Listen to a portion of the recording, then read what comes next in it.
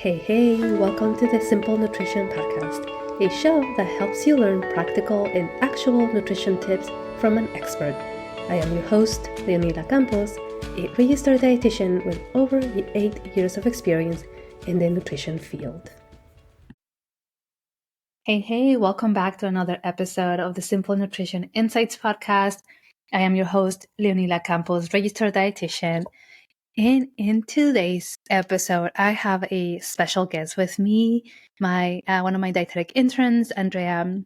And so today we're going to talk about chronic kidney disease. This is a topic that I haven't talked about yet.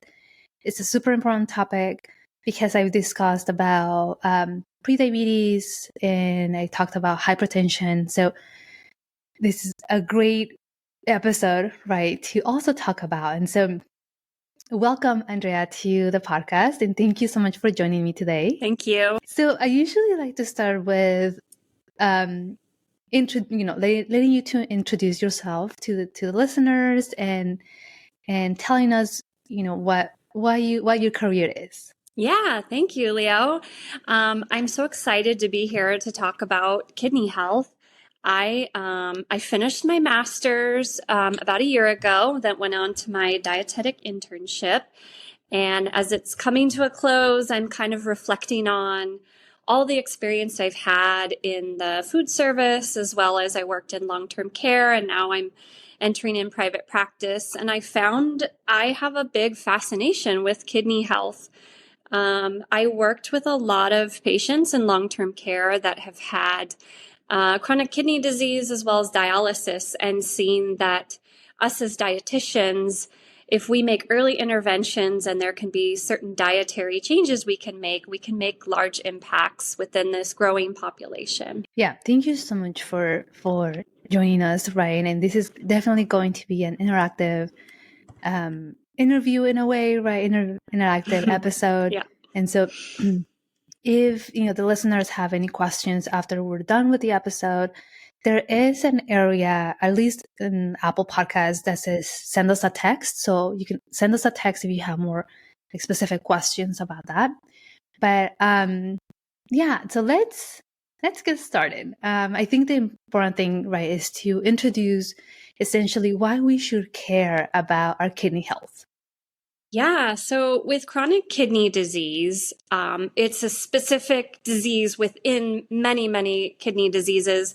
But why this topic is not only important to me, but it should be also important just to keep on our radar, is that it's about 1 in 7 Americans have chronic kidney disease, which is CKD, and they don't even realize they have it. And this, unfortunately, is something that develops over time. It's slow and it's undetected because there are no symptoms. And it's really concerning because a lot of the CKD is linked to some metabolic diseases such as hypertension as well as type 2 diabetes. Yeah, thank you. And just like with other chronic conditions, right? Mm-hmm. It's not that we're going to see them right away, right? Or that we're going to get symptoms right away. So they progress over time. And so unless if we're having like our annual physicals, right, or we're getting blood work done, and sometimes even then, right, we don't understand the labs, but at least we'll be able to notice, right, okay, there's something happening here. But what we're going to explore, right, essentially is like why are the kidneys are important, how to monitor a kidney function, right? And it's all the research behind that, right? We want to, as dietitians, right, and as graduate students or master degrees, we have to provide evidence-based information, right? So the information that we're going to provide is evidence-based, right? It's based on the research. And so I think that is really important. It's important to know where you get your information from. Yeah. And you want to make sure that it is from reliable, reputable sources, right?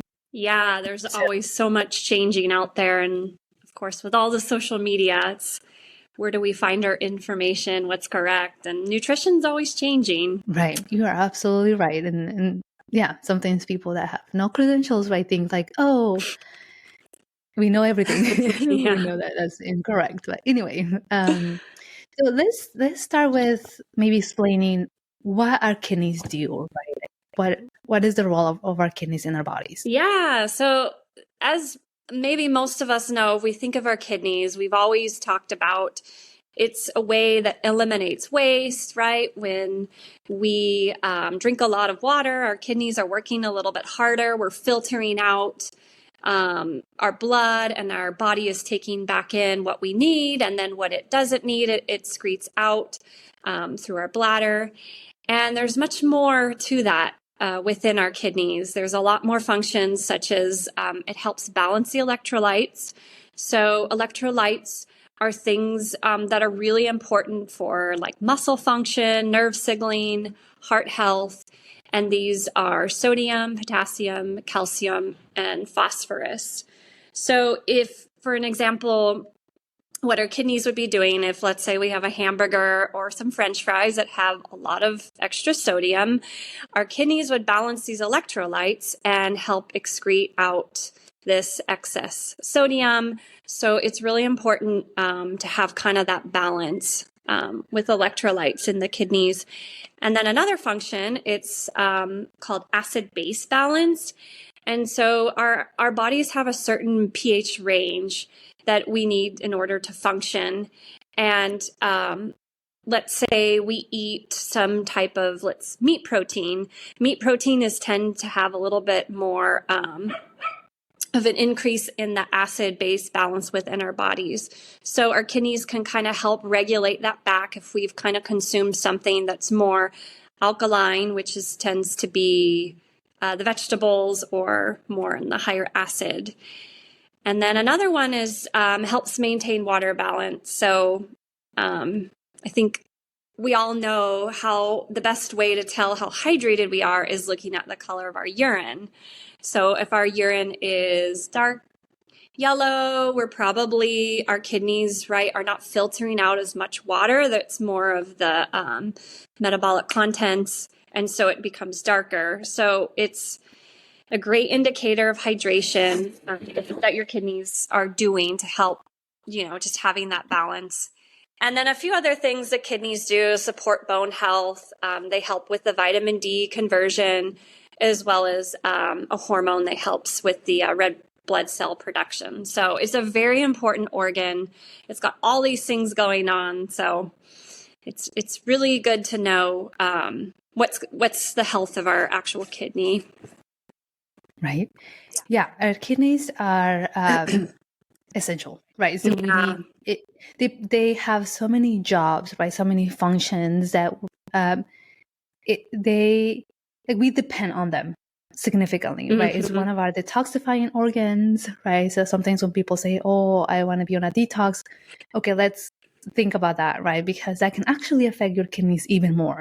Your kidneys are already a detoxifying organ, right? So, and all these other functions that our kidneys have, mm-hmm. they play a huge role in overall health and well-being, right? And so, and this is just, again, we're just touching the surface per se, right, for the kidneys, because we can do like a whole series on the kidneys, but we just want to focus on the information that you can take and understand, and just have that knowledge per se. Yeah. And I guess the kidneys are just so important because there's so much going on, which when I was in my journey of dietetics, not realizing, they have so many crucial roles, not just kind of filtering out just water and waste products. Just to keep everything balanced and healthy. Right. Yeah, absolutely. So let's see. So how do we, now we know what the kidneys are, right? What the kidneys do. How do we measure kidney health, right? How healthy our kidneys are? Yeah. So, blood tests are kind of the way that we can really have an objective measurement in seeing what's happening. Leo, do you know, I think it's kind of when you have your general physical, the metabolic panel, when you get like the GFR is what is measured, the estimated glomerular filtration rate. And this is kind of a lot of medical professions look at what stage your kidney function is at and if there's any interventions necessary. But I believe it's kind of within your common test blood work panel. Is that correct?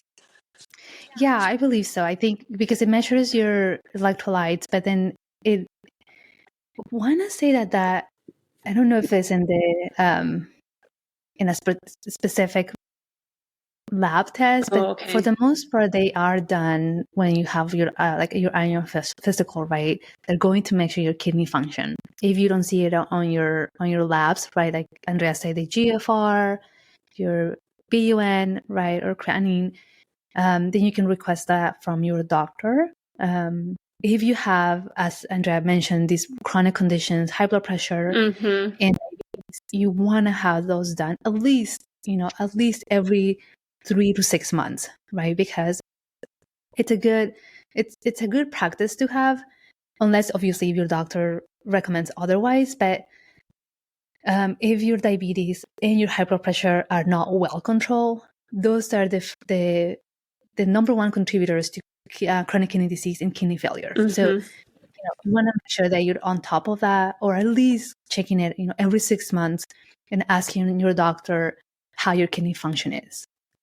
And then like for somebody maybe who just wants to know, like generally, would you say like 1 to 2 years is probably a good indicator for somebody who's maybe has either no diabetes or their hypertension's controlled, or just even wants to know? How often do you see that measured? Yeah, I think usually if there is no indication, once a year, doctors will do it. That is covered by insurance, right? Once a year. If you're someone that maybe is taking a lot of medications or a lot of medication changes, again, because the kidneys and our liver too are the main detoxifying organs, you want to make sure that those medications that you're taking, right, are not affecting your kidney function. So, but oftentimes, at least once a year, you'll be able to get those tests done. Yeah, and kind of that range, right, that we all shoot for, that normal range is anything above 90. So, there's certain stages of the decline, and sometimes there's other kidney diseases or like acute kidney injury that could happen where maybe your GFR goes down. The general number, I think, is about 90 or above. Right. To be healthy. Right. Yeah, absolutely.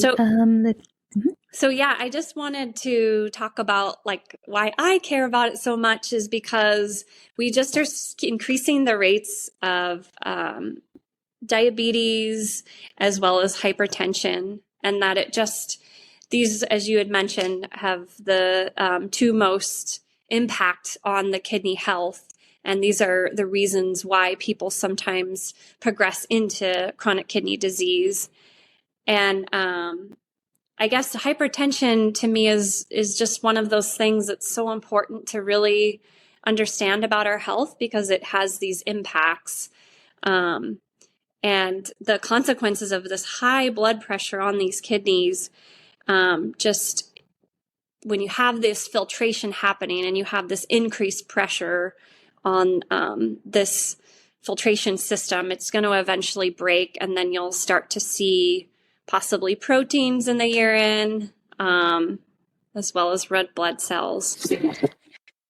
Right. Yeah. So it's and sometimes your doctors will do just like a urine test, right, to check protein in your urine or sugar in your urine, right, and they can do more like further tests to find out what is happening. And some of the things that we have to consider, right, as we age, our kidney function is declining, right, and so even more so then, right, if we know, okay, my kidney function is going to start declining as I continue to, as I get older, as I get into those, high 60s, 70 plus, right? Our kidney function is going to be less than 90, but we want to make sure that year after year, right, we do these our annual test if there are any other health conditions, and we just keep track of it, right? Okay, where are we? How much is our kidney function changing over the years? The other important factors to consider, right, is as we get older, our hydration is also affected, right? So I see this often with geriatric patients, is that they either forget to drink enough water, or they're drinking more caffeinated drinks, right? Or they just don't drink enough fluids or eating enough foods that are more higher in water.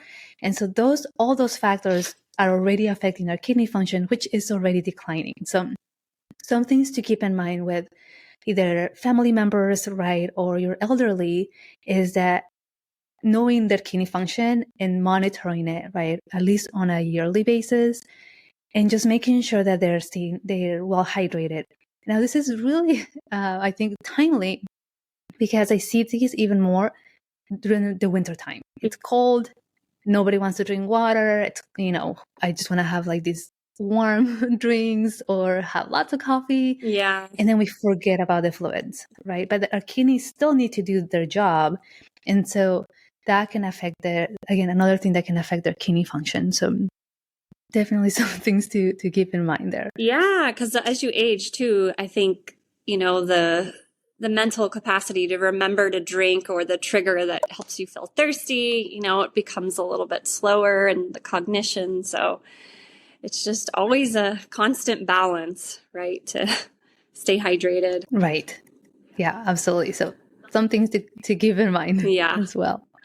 So the other factor I wanted to talk about, so we mentioned about hypertension, but then the damage that our kidneys have at risk when we have type 2 diabetes.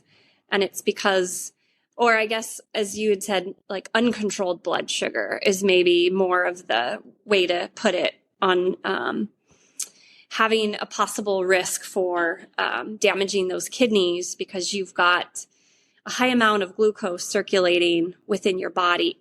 And then those, the filtration system, right, gets clogged with when you have this glucose, because there's higher than you're supposed to. And it builds this pressure and causes scarring and damage over time. And then that's when we can also see that decline. So just having the very healthy, controlled blood sugar is something that I found in my research that's really important to emphasize, one of the many importance, having good blood sugar. Right.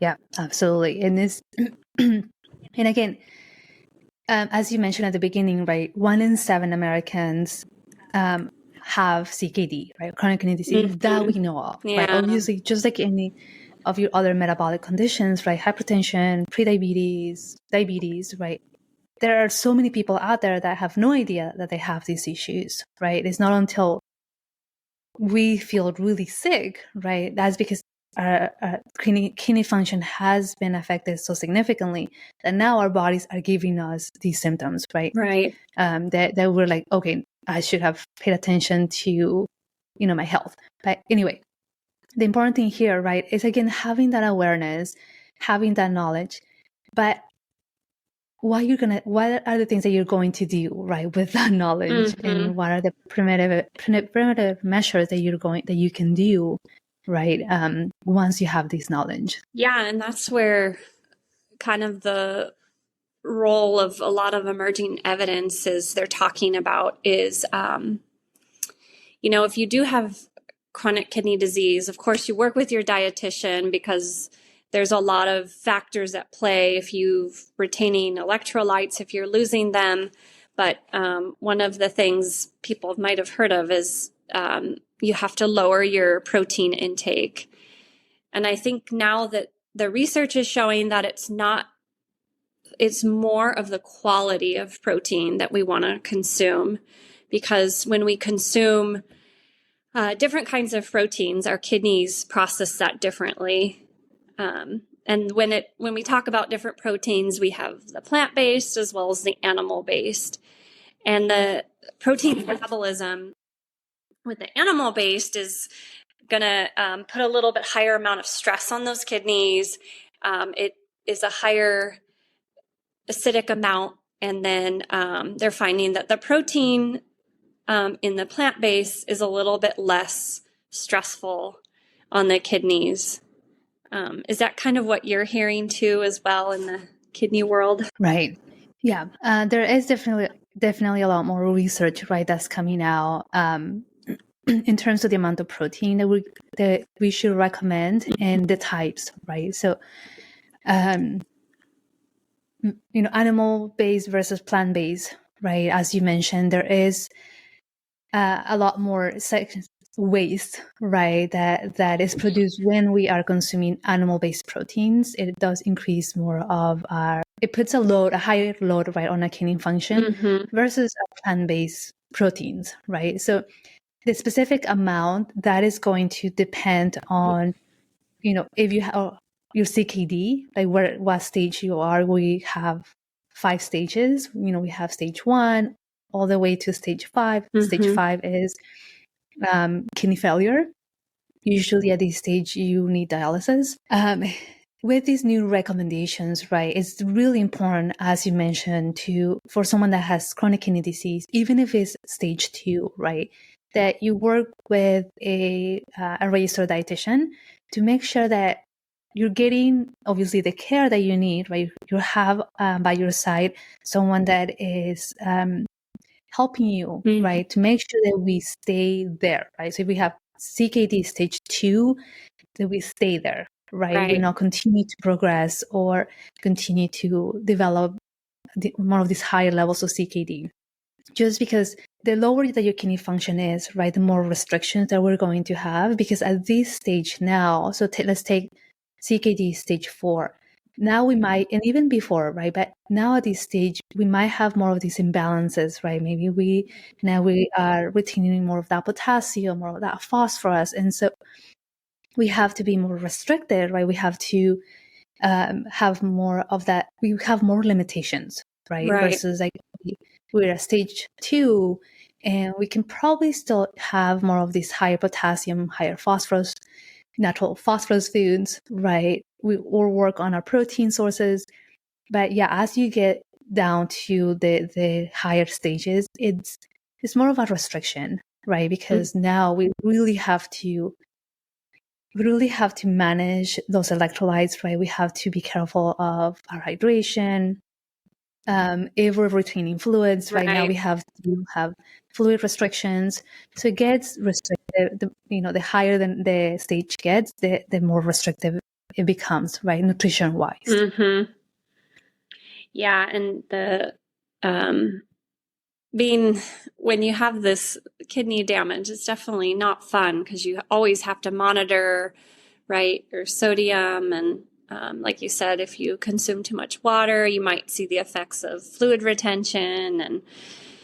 And yeah, and the great thing is that if we're aware and we know that your kidney function is declining, right, that there's now finding that medical nutrition therapy interventions at these early stages can really help with slowing that decline and keeping that function at a healthy range. So I think that's the part of me that nutrition is so fascinating, because it really is, we are what we eat. When you make these healthy choices that's related to your health condition, that we can really see some saving grace in these metabolic functions of our organs. Right. Yeah, absolutely. So I definitely want to linger here a little bit more, right, as to to explain why is it that plant sources are more recommended now versus animal protein sources, right? So a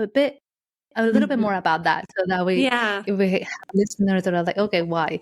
So one of the things, right, that the research shows is that it reduces the acid load, right? So if you can recall, we talked about the acid-base balance, right, that the kidneys have. And so by reducing the acid load, right, on the kidneys have to keep that balance, then there's less of that work, right? And so plant sources do that because, when we think about plant sources, they contain a variety of nutrients, right? But that's typically for acid-base balance. They're going to have your calcium, magnesium, your vitamin C, which is going to reduce the acid load in your meals, right?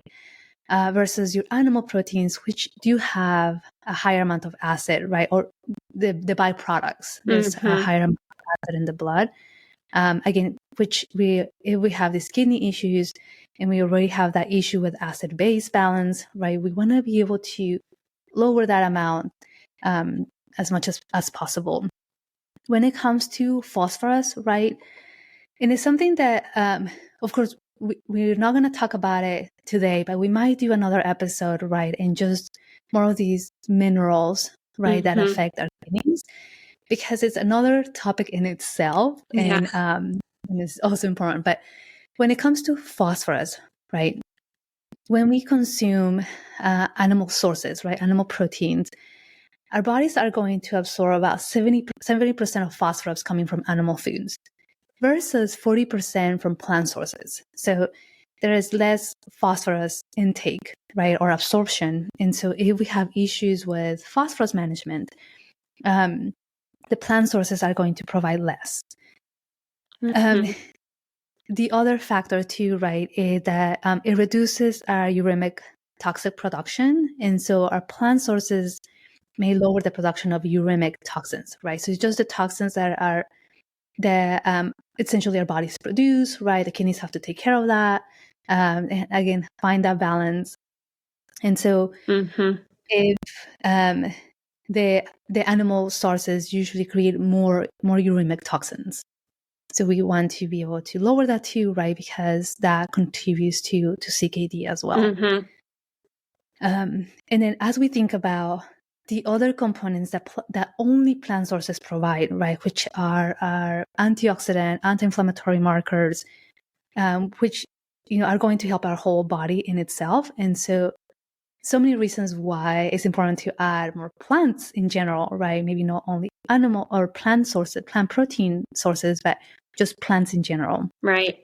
Definitely important. Yeah, and that's also not to say if we've got this healthy kidney function that we should all of a sudden eat no more meat because it's going to stress the kidneys, because there are some potential benefits we see with having meat. There's a high source of iron, and some people might need more protein, and there's no studies that really show if you've got this healthy kidney function, right, that the animal protein is going to somehow create negative effects. It's just kind of more when we're in this progression of CKD, that we're in the stages, as you mentioned, like where you have to really monitor these electrolyte levels, the phosphorus, the sodium, because our kidneys are just a little bit more precious and having a harder time of balancing. So we have to really, it's important to work with a dietitian to also help closely monitor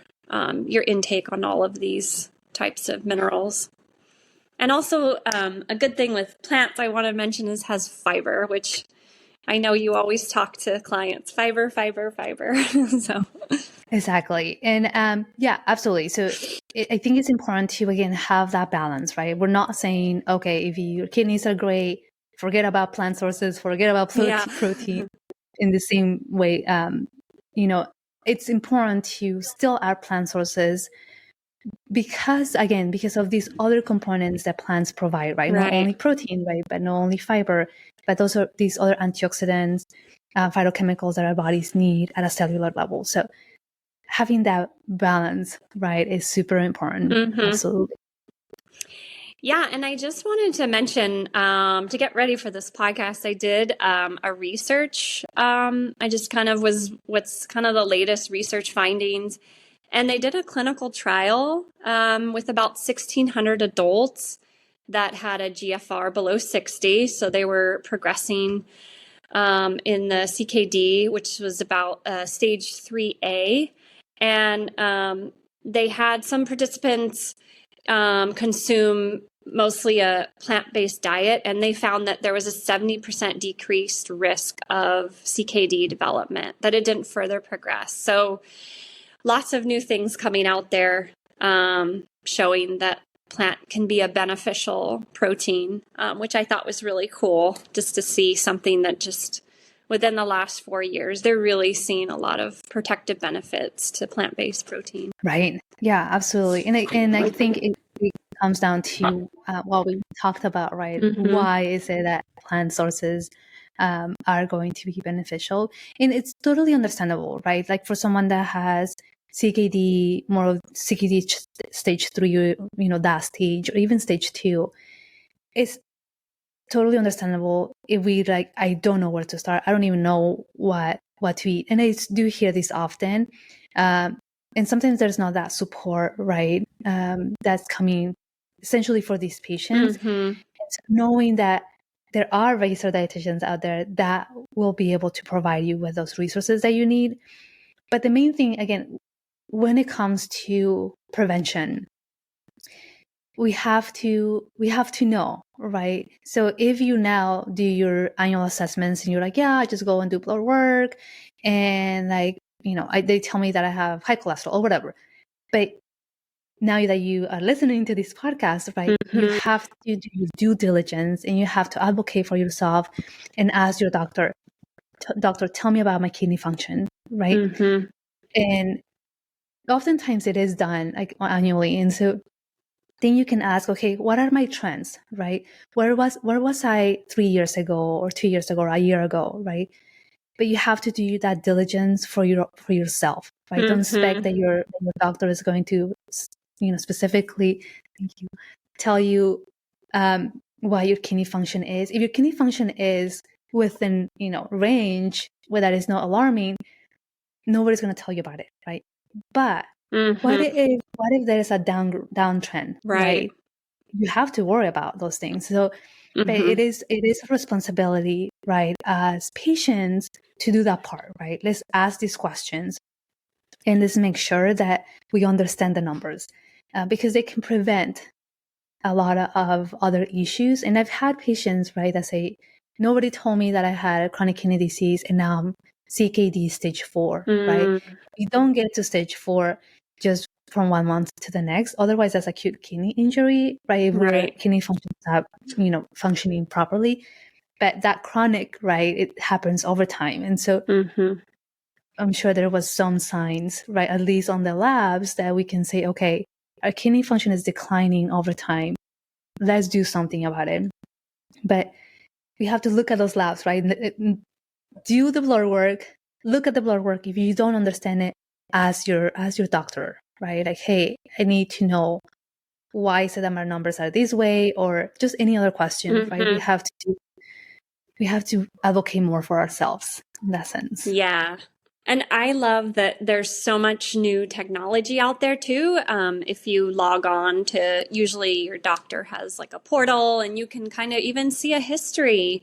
Just take a look around and look at your GFR and see, is there a decline that's happening in a general trend? Because this usually isn't a test that you have to ask for. It's within the whole package of your physical. So it's like you said, you have to kind of be aware of what's happening too and ask the great questions just to be in control, because your health is something that's your body is all working together, and hypertension can have many effects on the body. And this is just one organ we're talking about today. The detrimental effects that hypertension can lead to.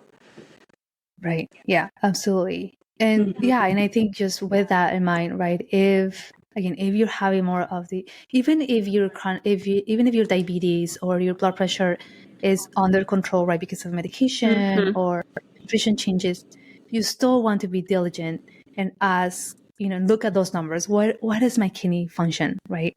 How is my kidney function? Is it pretty stable over the years, right?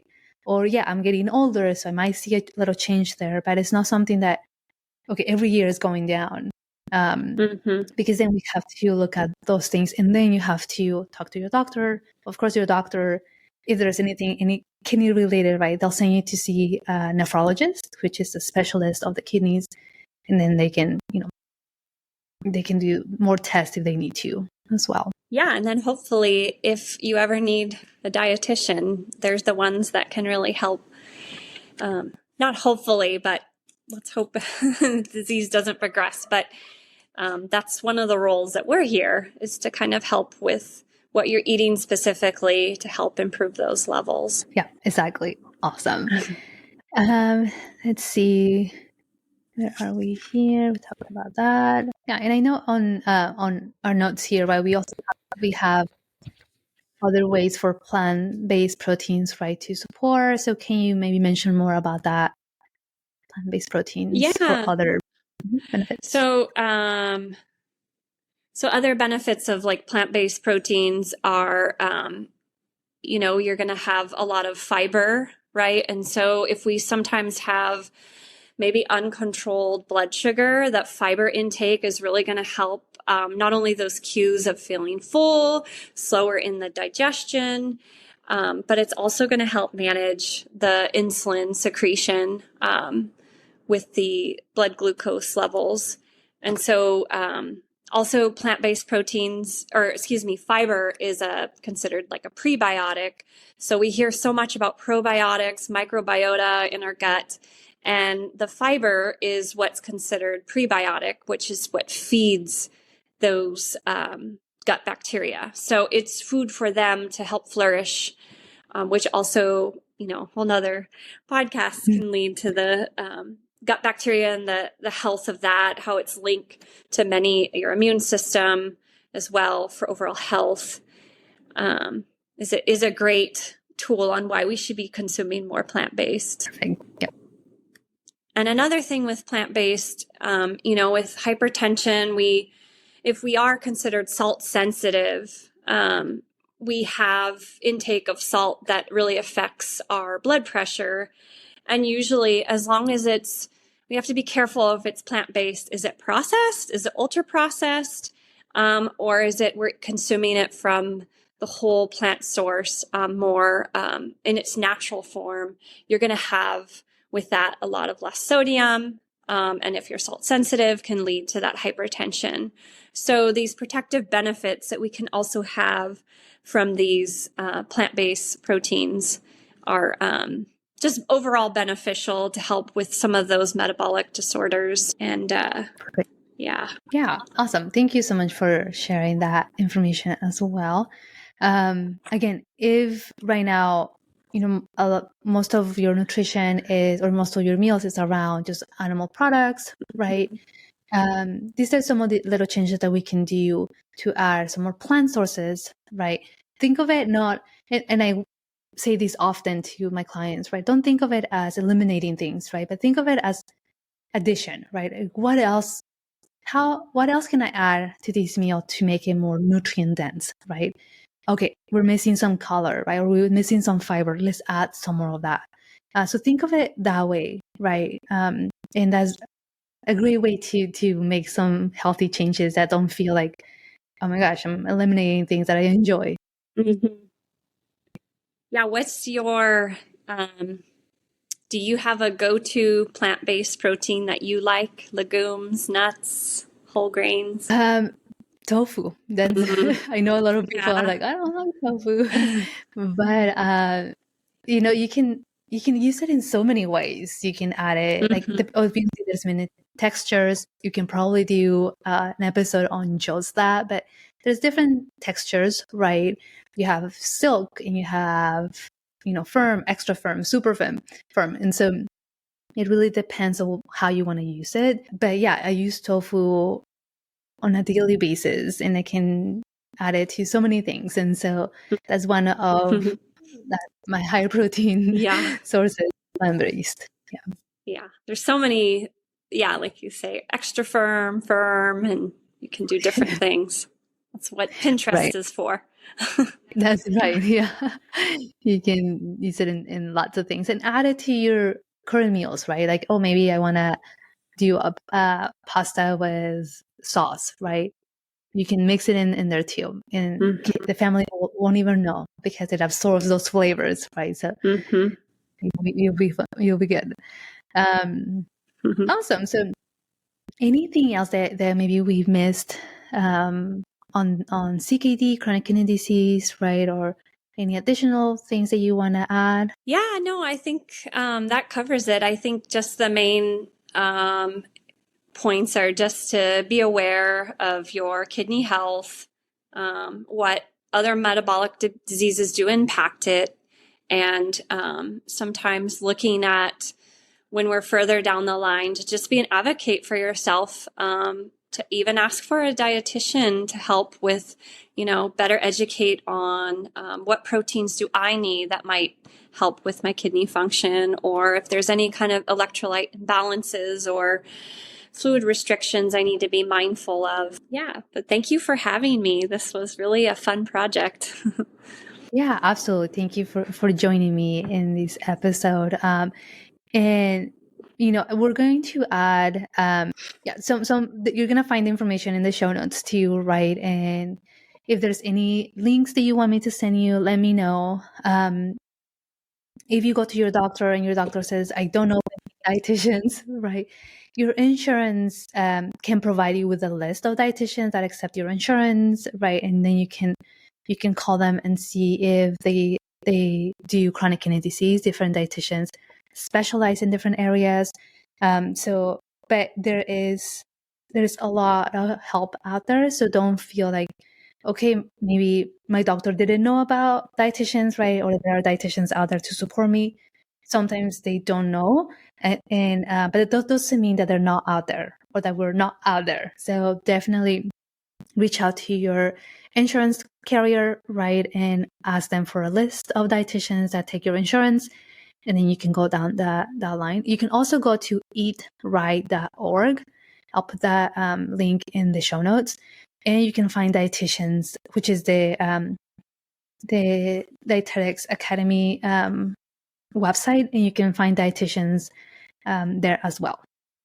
So anyway, thank you so much again for joining me. Thanks, Leo.